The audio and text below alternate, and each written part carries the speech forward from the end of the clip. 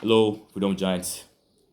We need, as a matter of urgency, to be able to stand and support policies that are implemented by our government. Because we go through a democratic dispensation to come through with a final remedy.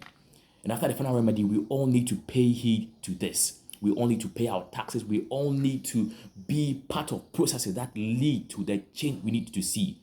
Yes, we are in a process, we're in a process of eschewing no colonialist mentalities that are trying to deplete us of the special royalties that we have in our societies.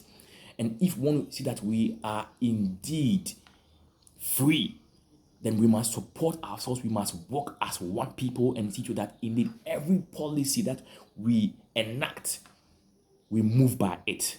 It does not become stagnated for our countries to work in recession and underdevelopment.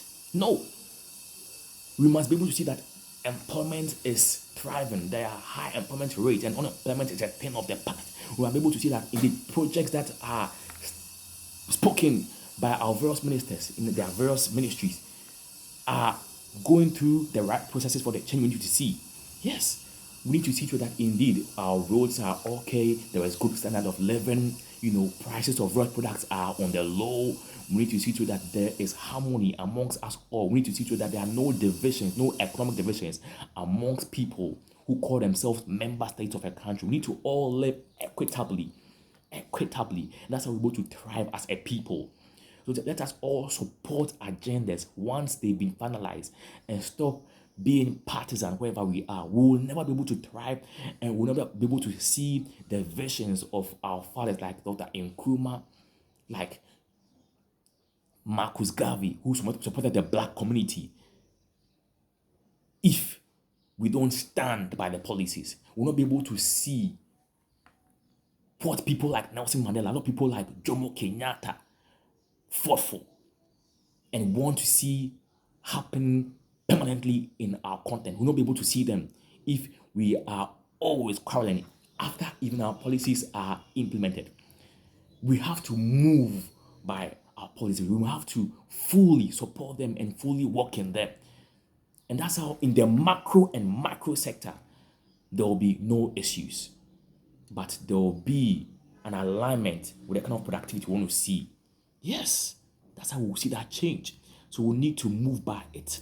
We need to support them and we need to see to that indeed we are no more going to the IMF or going to the World Bank or going to other financial institutions for aid because they direct us to the kind of things we should use our money for. But when we solidify ourselves and say we are going to indeed walk the walk of independence realistically, then things will be different for us.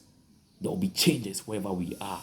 There will be a great difference and we'll be able to thrive as one people for a fair living, for a great living, for a harmonious living, and see the freedom we want to see the revolution that our former revolutionists have paid for, which they want to see even in their graves. Yes, so let's do it. Let's do it and let's be the change that we indeed stand for and talk about. Let us do it. Let us be indefatigable and be pragmatic enough in seeing to the realization of our dreams. And that is how the African community can work again. That is how it can thrive again. That is how it can be able to have a magnanimous stride. Yes, let us stop leapfrogging and let us take magnanimous strides wherever we are. We can do it. Let us make it happen. Let us revolutionize the global anatomy, transform the global anatomy, and be the agents of change everywhere we are.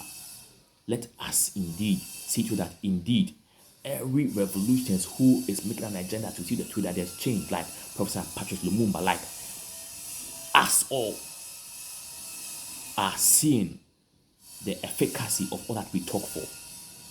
So as we listen, let us pay heed to everything that needs to take place. Freedom, liberty.